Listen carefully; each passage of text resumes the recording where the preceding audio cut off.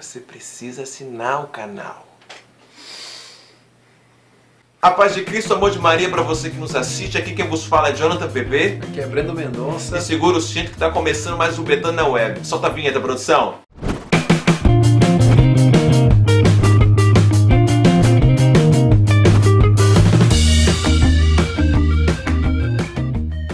O anúncio dessa semana fica por conta da reflexão diária do Evangelho. Agora, todos os dias no blog da Betânia você encontra uma reflexão maravilhosa para ajudar você a orar com o Evangelho do dia. Assim que acabar o vídeo, vai lá, acesse o blog e veja o que Deus tem para falar com você. Meu povo, é o seguinte, como vocês sabem, nós somos católicos. Então a gente quer trazer para vocês um pouquinho hoje o porquê que nós somos católicos. E esse é o tema do nosso vídeo. Sou católico. E primeiramente, para a gente poder iniciar, eu quero dizer para vocês, eu não amava a minha igreja tanto quanto eu amo hoje por falta de conhecimento da minha igreja. Por falta de conhecer a doutrina da minha igreja. Porque hoje nós vemos que muitos católicos não conhecem a sua igreja. Como eu dizia lá no vídeo de lançamento, no livro de Oséias vai dizer que o povo se perde por falta de conhecimento. E o povo católico tem se perdido por falta de conhecimento de sua própria igreja. Então é sobre isso que a gente vai querer falar um pouquinho para vocês, sobre a nossa religião, por que nós somos católicos, por que a gente continua sendo católico, né? Porque não é só ser, você já foi, é você continuar sendo. Porque, particularmente, uma vez me perguntaram, por que você é católico? Eu respondi, porque eu nasci assim. Mas aí a gente vai entrando um pouquinho mais depois vai começar a estudar um pouquinho mais, a gente vê por que realmente nós somos católicos, né? Primeiro eu quero dizer pra você que eu amo a minha igreja de paixão, amo assim com amor mesmo. Eu sei que o amor que Deus tem por mim não se compara ao amor que eu sinto pela igreja dele, mas eu sempre busco alcançar essa magnitude desse amor, com o amor que eu sinto pela igreja que o próprio Jesus fundou. Então assim, eu quero te dizer que talvez há muitos anos atrás, talvez até seria muito fácil eu mudar de religião ou eu ir para outra igreja, mas eu digo que eu não conseguiria sair desta igreja por amor realmente a esta igreja, porque eu amo as obras do nosso Jesus Cristo, então por isso eu amo esta igreja. E eu quero dizer para você que a função desse vídeo de hoje não é ofender as religiões, não é ofender as doutrinas, a gente só quer passar para vocês o porquê que nós somos católicos, porquê que está no nosso coração esse amor por esta igreja. E primeiramente eu quero dizer para você que a nossa igreja, a igreja católica, é a igreja com mais de 2000 anos de fundação. É a igreja que foi fundada pelo próprio Jesus. Não se enganem quando dizem por aí que não foi Jesus que fundou nossa igreja. Por que foi? Porque lá em Mateus 16, 18 a 19 vai dizer o seguinte, presta bastante atenção, vou falar bem pausadamente para você refletir essas palavras. Eu te declaro, tu és Pedro, e sobre esta pedra edificarei a minha igreja. As portas do inferno não prevalecerão contra ela. Eu te darei as chaves do reino dos céus. Tudo que ligares na terra será ligado nos céus. Tudo que desligares na terra será desligado nos céus. Meu irmão, Jesus ele fala claramente para nós nesta passagem. É incrível. Muitas pessoas talvez tentam converter essas palavras em outras. Eu fico muito feliz quando eu vejo alguns irmãos nossos protestantes que eles fazem eles nas próprias pregações deles, eles falam que realmente Jesus instituiu a nossa igreja, a igreja católica. Só que eles colocam bem claro o seguinte, que depois de alguns anos, por causa de algumas coisas que eles foram, que discordaram, que fundaram outras igrejas. Porque o que me deixa triste é quando eu vejo alguns irmãos nossos protestantes que realmente querem mudar o significado dessa palavra. E não tem como mudar. Realmente, nesse momento que Jesus ele instituía a igreja católica, ele dava a Pedro a função de liderar a sua igreja na terra. Porque Jesus já sabia que ele iria para os céus. E já tinha essa consciência de que ele iria passar todo o sofrimento que ele passou e que ele iria ressuscitar ao terceiro dia e que alguém precisava governar a sua igreja na terra. Jesus não iria deixar o povo órfão. Ele deixou a sua igreja, a igreja que ele mesmo comanda, a igreja dele. Então, e ele ainda deixa bem claro que tudo que eles ligarem na terra iria ser ligado no céu, tudo que eles desligarem na terra iria ser desligado no céu. Jesus não falou ao contrário, ele deu autoridade para Pedro e os discípulos, ele deu autoridade de comandar a igreja, de tomar as decisões pela igreja. E a igreja católica também tem muitas maravilhas, né? Que mesmo alguns católicos não conhecem, e alguns irmãos protestantes também não. Isso nós vamos apresentar. A primeira delas é Jesus Eucarístico. E quando eu quero falar de Jesus Eucarístico, eu quero começar com as palavras de Paulo.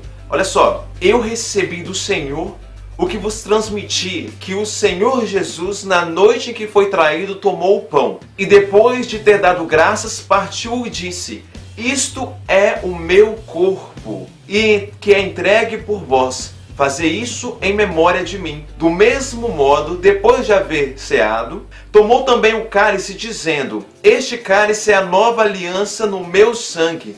Todas as vezes que beberes, fazei em memória de mim. Eu nem usei mesmo o evangelho, usei as palavras de Paulo. Paulo nem mesmo esteve na Santa Ceia. Mesmo assim, ele recebeu essa revelação de Deus, pelo Espírito Santo, de que naquela ceia foi instituído o Jesus Eucarístico, a presença real de Jesus. É maravilhoso ver, porque Jesus realmente está presente em todo lugar. Nesse momento, Jesus está presente aqui conosco, mas está Jesus Eucarístico, é ali corpo, sangue, alma e divindade. É Jesus completo, é o humano de Jesus e é a divindade de Jesus. Nós temos essa oportunidade de ver Jesus face a face, ver Jesus escondido num pedaço de pão. Ali o acidente, a aparência é de pão, mas a substância já não é mais. A substância é Cristo, pois houve o milagre da transubstanciação.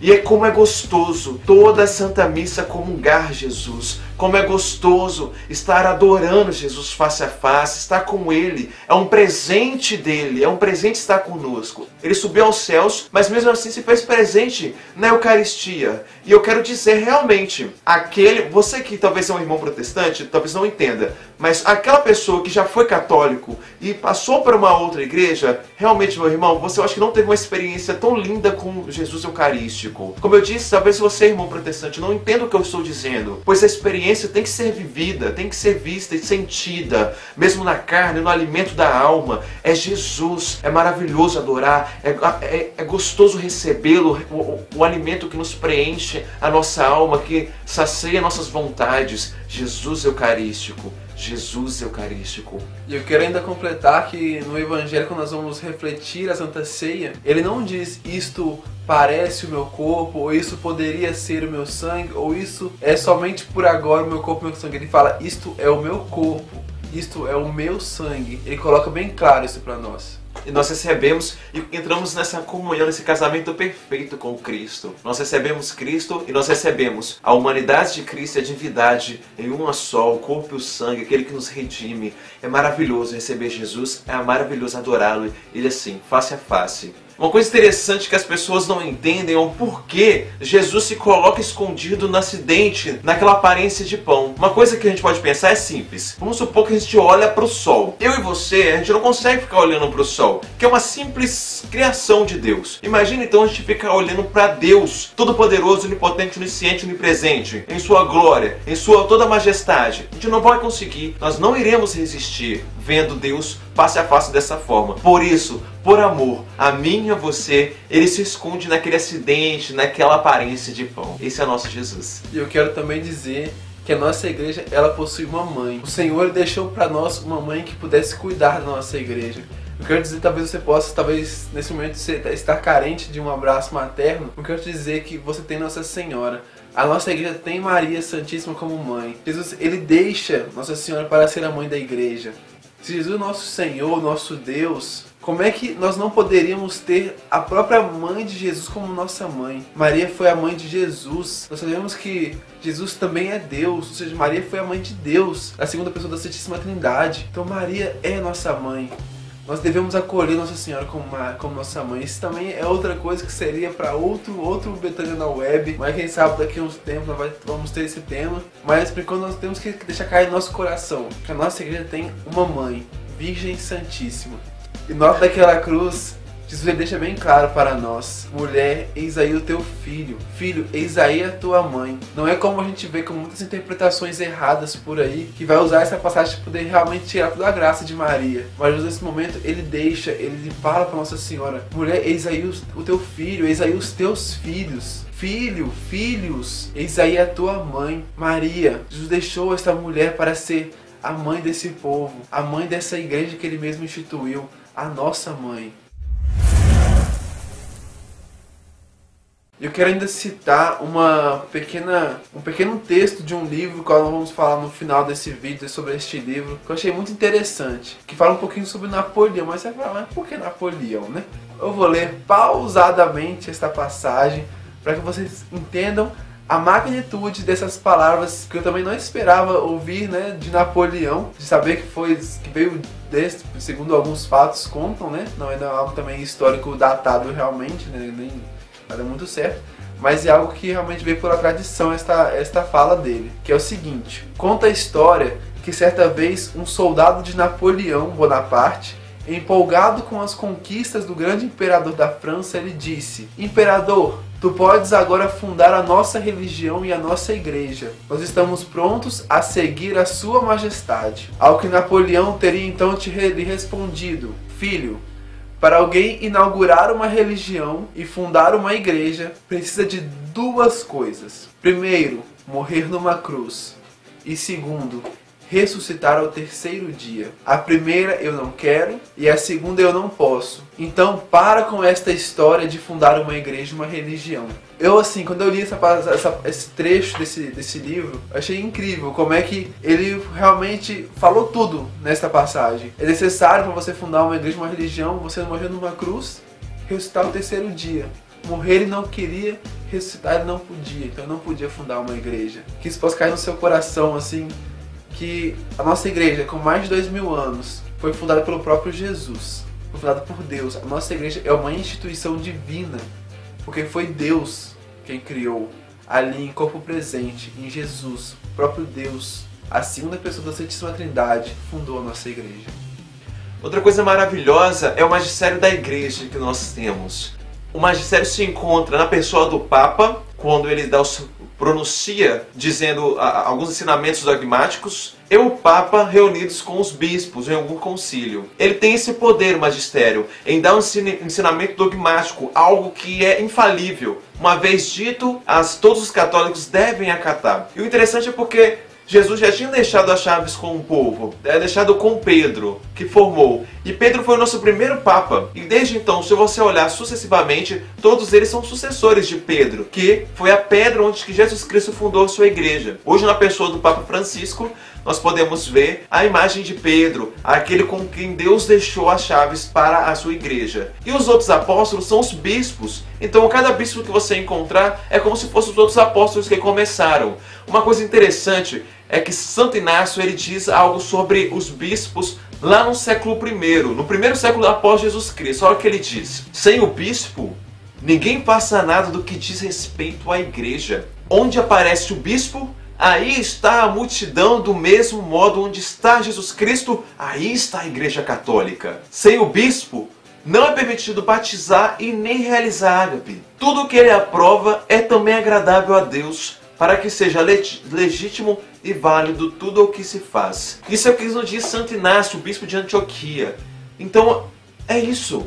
É uma das pedras que sustentam a igreja.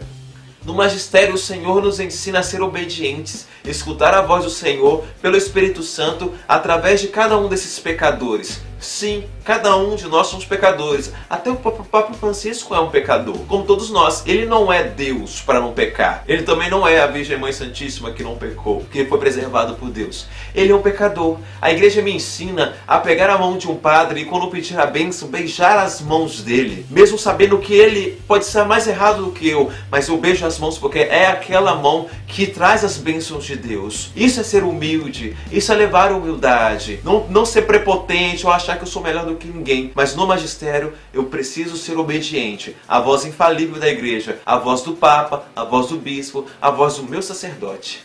Então, irmão, eu espero que a gente tenha conseguido deixar que esse amor que nós temos pela nossa igreja alcançar também o seu coração. Como eu disse no início, não é para poder querer falar mal de outras religiões e doutrinas, mas é para poder querer mostrar para você o que está no nosso coração sobre a nossa igreja, o que nós sentimos pela nossa igreja, o porquê que nós somos católicos. E é isso que a gente quer deixar assim, também cair no seu coração. Deixar cada palavra que foi falada aqui nesse vídeo possa realmente tocar de alguma forma no seu coração, cada informação, para que a gente possa buscar conhecimento sobre isso, que a gente possa, com essas informações aqui, que talvez sejam mínimas referentes a tudo que a gente possa buscar sobre a nossa igreja, você se sentir tocado a buscar, a querer buscar mais informações sobre isso que nós falamos aqui, sobre a nossa igreja. E eu quero te dizer, meu irmão, que tudo que nós falamos aqui neste vídeo, você pode buscar muito mais conhecimento sobre isso. Eu quero te apresentar este livro, Por que Sou Católico, do professor Felipe Aquino. Nesse livro você vai encontrar muitas coisas sobre a nossa igreja. Realmente nesse livro Felipe Aquino ele busca deixar sair do coração dele, do conhecimento dele, o porquê que ele é católico. Então eu te aconselho a estar lendo ele para você conhecer um pouco mais dessa doutrina da igreja, a igreja católica. Então nós também temos esse livro para poder vender na livraria Betânia, tá ok? Então você pode estar procurando conosco e olha, vale muito a pena. Eu particularmente li e me encantei a cada página mais com a nossa igreja. Gostou do vídeo? Então dá um gostei aí, compartilha o vídeo nas suas redes sociais, adiciona os favoritos que ajuda muito na divulgação, se inscreva no canal porque tem vídeo toda semana para você não ficar de fora. E outra coisa também, acesse as nossas redes sociais, curte lá a página da Betânia, o nosso Twitter, acompanhe a gente no blog. Para encontrar o livro você pode entrar em contato conosco pela página da Betânia ou também pelo site lvbetania.com.br. Acessa lá, pede o livro que a gente entrega na tua casa. E a gente também quer agradecer a todos os nossos amigos que têm nos ajudado na divulgação desse vídeo, todo mundo que tem aí assistido nosso vídeo, tem compartilhado, que quando a gente curte, compartilha, amém? Então, muito obrigado também a vocês que têm nos ajudado nesse compartilhamento. E a gente agradece você também que assistiu esse vídeo, que já deu seu like, que já inscreveu. Valeu? Obrigado, tá? E nós queremos também pedir a bênção do nosso Senhor Deus. Nós queremos pedir agora nesse instante que a terceira pessoa da Santíssima Trindade, o próprio Espírito Santo, entre na tua casa agora, entre aí onde você está, na tua morada, no teu quarto, onde você estiver, que Ele possa fazer morada em teu coração, possa fazer morada em tua casa, abençoe a tua família, abençoe todos nós, para que possamos assim, a cada semana nos encontrar aqui, a cada semana estamos aqui crescendo em formação, que o Senhor ilumine a sua vida, ilumine a nossa também. Nós vamos pedir a presença do Espírito Santo. Vinde, Espírito Santo, enchei os corações dos vossos fiéis e acendei neles o fogo do vosso amor. Enviai o vosso Espírito e tudo será criado e renovareis a face da terra. Oremos. Ó Deus, que instruíste os corações dos vossos fiéis com a luz do Espírito Santo, fazei que apreciemos retamente todas as coisas, segundo o mesmo Espírito, e gozemos sempre de sua consolação, por Cristo nosso Senhor. Amém. O Senhor esteja convosco. Ele está no meio de nós. Abençoe o Deus Todo-Poderoso, que é Pai, Filho e Espírito Santo. Amém.